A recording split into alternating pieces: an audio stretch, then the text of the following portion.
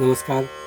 चंद्र राशीप्रमाणे कर्क राशींच्या व्यक्तींना मार्च 2026 या महिन्यासाठी मी आता मार्गदर्शन करणार आहे.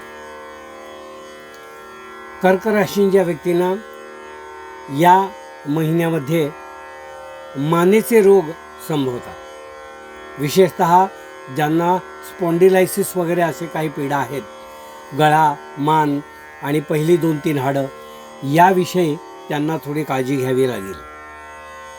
वृद्ध ज्यांना ही अशी दुखणी पूर्वी आहेत त्यांना या महिन्यामध्ये ही दुखणी बळावतील आणि त्यासंबंधी त्यांनी बेल्ट वगैरे लावणं वगैरे जे काय पथ्य आहे ते न केल्यास त्याचे दुष्परिणाम भोगावे लागतील.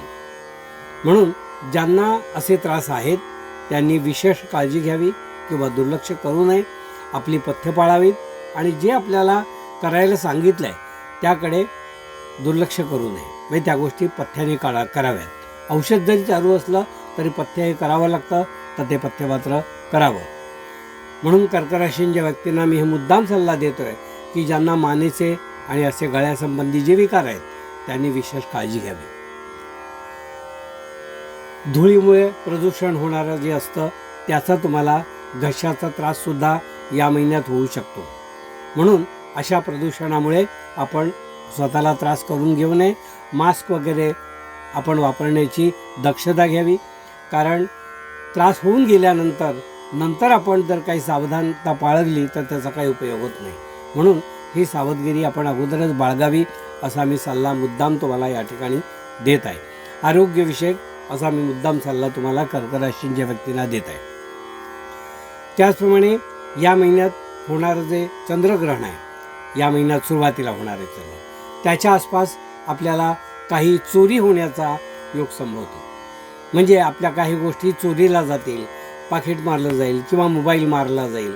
अशा काही गोष्टींनी आपल्याला नुकसान होणार आहे असं ह्या महिन्यात दिसून येतं. तर त्यासंबंधी प्रवासामध्ये आणि अन्य ठिकाणी जाता येता आपण काळजी घ्यावी. कधीकधी आपल्याच चुकीने आपण हातातला मोबाईल ठेवतो आणि तिकडेच विसरून जातो आणि नंतर थोड्या वेळाने आठवण झाली आणि परत आला तर ती वस्तू त्या ठिकाणी नसते. अशा गोष्टी संभवू शकतात. म्हणजे चोरीची शक्यता मला या महिन्यात दिसून येते. त्यासंबंधी आपण विशेष काळजी घ्यावी आणि जुनी दुखणी जी आहेत त्या जुन्या दुखणींबद्दल जास्त लक्ष आपण ठेवावं असा सल्ला मी या ठिकाणी तुम्हाला देईन. उद्योगधंद्यामध्ये अगदी थोड्या मार्जिनवर तुम्हाला व्यापार करावा लागेल. काही वेळाला व्यापारात मार्जिन जास्त असतं, पण सध्या या महिन्यामध्ये व्यापारातलं मार्जिन अगदी आवश्यक म्हणजे अगदी 19-20 सारख्याच फरकांनी राहणार आहे.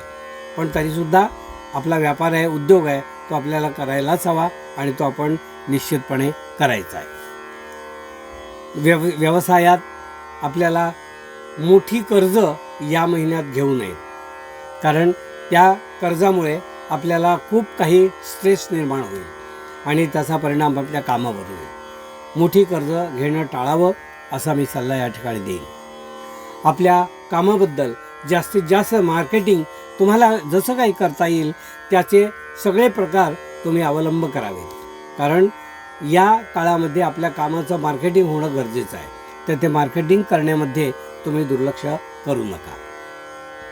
नोकरीत बदलाचे योग या महिन्यात संभवत नाहीत.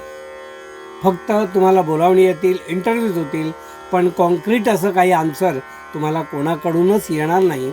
पण तुम्ही नाउमेद न होता प्रयत्न चालू ठेवायचे. पण सध्या लगेच कुठलीही गोष्ट होणार नाही असं या ठिकाणी दिसून येत आहे. नोकरीच्या ठिकाणी विश्वास संपादन करणे हे मुख्य टास्क तुम्हाला कर्क राशींच्या व्यक्तींना या महिन्यात राहील. कारण विश्वास संपादन केला म्हणजे आपल्याला स्वतःलासुद्धा समाधान वाटत असतं आणि समोरचा तर आनंदी होतोच.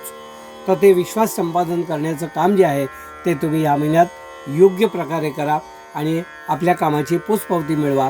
कारण असं काही प्रमोशन या महिन्यात होणार किंवा आपलं नाव प्रपोज केलं जाणार असा काही योग या महिन्यात दिसत नाही आहे. पण आपण मी सांगितल्याप्रमाणे ते प्रयत्न मात्र आपलं नावलौकिक वाढवण्याचा प्रयत्न मात्र अवश्य करा. जे लोक असे काही ॲडवायझर म्हणून काम करतात, सल्लागार म्हणून काम करतात, त्यांना या महिन्यामध्ये खूपसं काही यश येणार नाही. कारण आपला सल्ला जो आहे तो फुकटचा घेतला जाईल, जास्तीत जास्त शिरोधार्य मानला जाणार नाही किंवा त्याप्रमाणे कोणी फॉलो करणार नाही, पण सल्ला मात्र आपला घेतला जाईल. तर त्याप्रमाणे फुकटचा सल्ला वारंवार देऊ नये, कधीतरी नेहमीच्या क्लायंटला द्यायला हरकत नाही, असं मी तुम्हाला या ठिकाणी सांगू इच्छितो. शिक्षण क्षेत्रात जी मुलं आहेत त्यांनी थोडा आळस दूर करायला पाहिजे आणि आळस दूर करून पुढील शिक्षणासाठी ज्यांना परदेशी गमन करायचं आहे किंवा परदेशात त्यांना शिक्षण घ्यायचं आहे त्यांनी याविषयी प्रयत्न आता या महिन्यात सुरू करावेत आणि आपला स्वतःचा जो आळस आहे तो आळस त्याग करावा, असा सल्ला मी या ठिकाणी कर्क राशींच्या व्यक्तींना देत आहे. कौटुंबिक वातावरण जे आहे ते थोडंसं असमाधानाचं राहील असं या ठिकाणी दिसून येतं.